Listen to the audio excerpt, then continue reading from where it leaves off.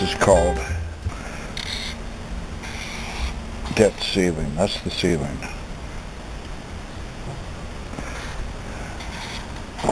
Give it a little dimension here, because this is a multi-dimensional problem, but you don't want the few Doric columns will work well on your debt ceiling. This actually is the solution to the debt ceiling.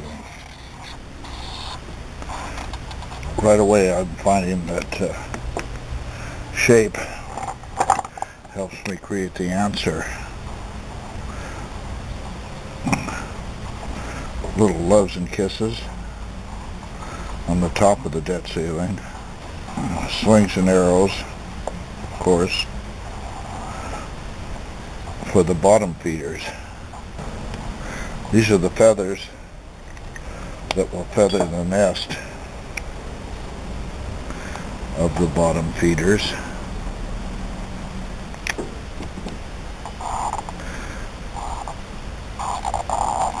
Get me a green that works. So here's the money floating to the debt ceiling.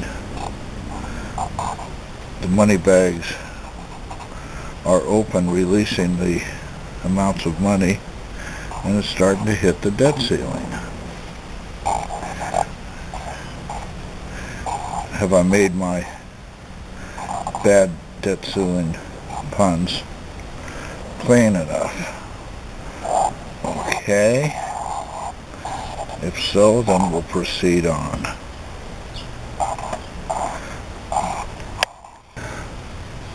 More money bags are being delivered all the time. Some are empty, so they're scattered around the floor of the debt ceiling. Now we've got to portray our debt ceiling.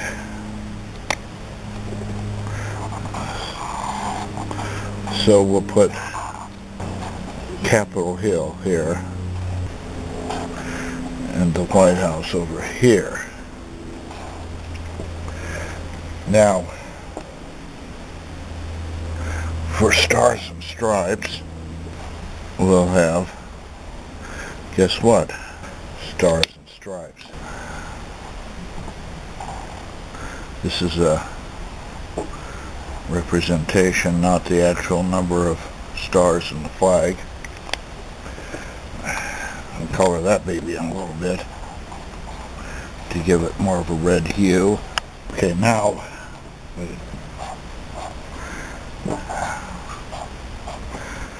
I've got to do something about the White House. It looks too, if you will, white. Okay, so there's the front door. Got to make this more political.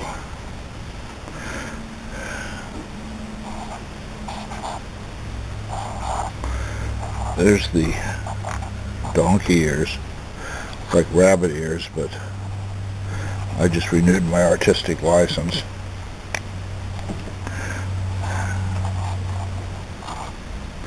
That's the elephant. That's the 800-pound elephant in the room. No debate would be complete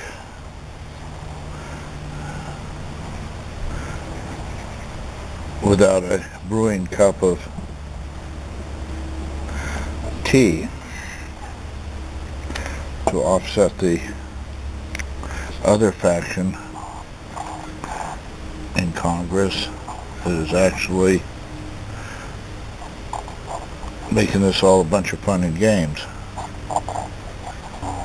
Both the Capitol and the White House have their own debt ceiling. Everybody except us, we've just got debt. So it's really with no ceiling attached. So we'll give them points for politics as usual and unusual as we create our debt ceiling and watch them raise the roof in debate that goes absolutely nowhere,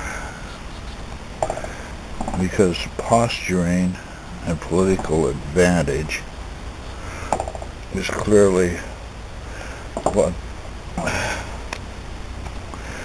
motivates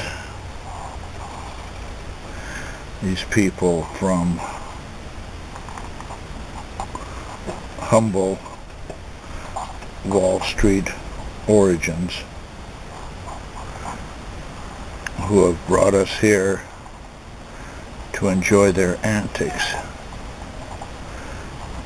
as they talk about useless distractions.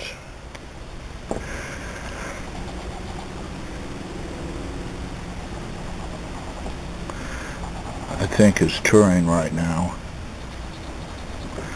and will be booked for several gigs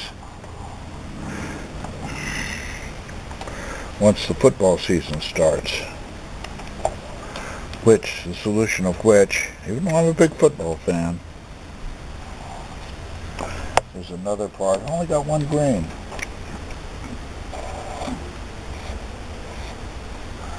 There's another part of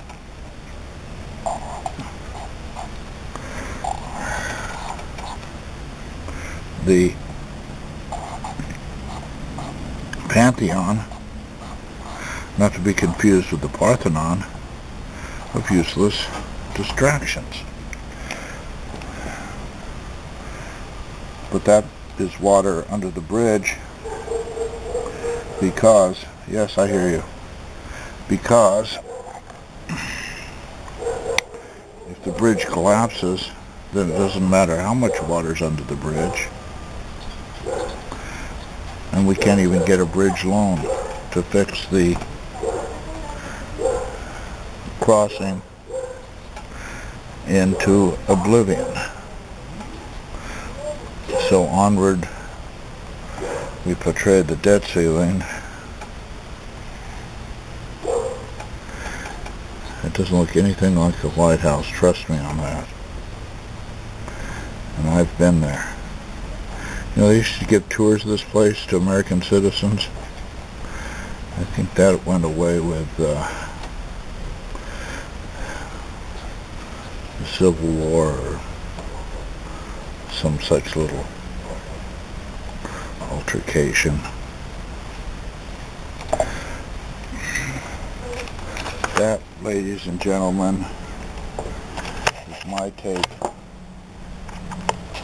on the debt ceiling. I present to you a fait accompli. Now let's see if I can spell.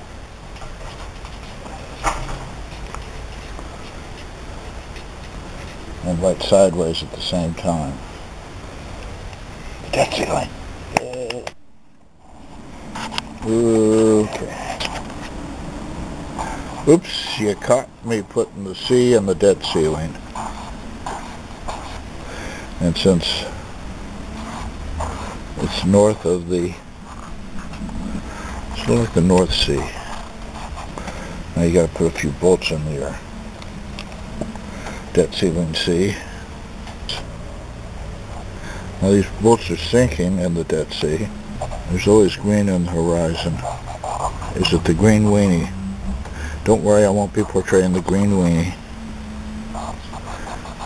because that would be too easy a joke. And I don't go for the easy jokes, I go for the very difficult ones. Not difficult to understand. That, my friends, is the real completion of the work I call the debt ceiling. Have I made myself clear?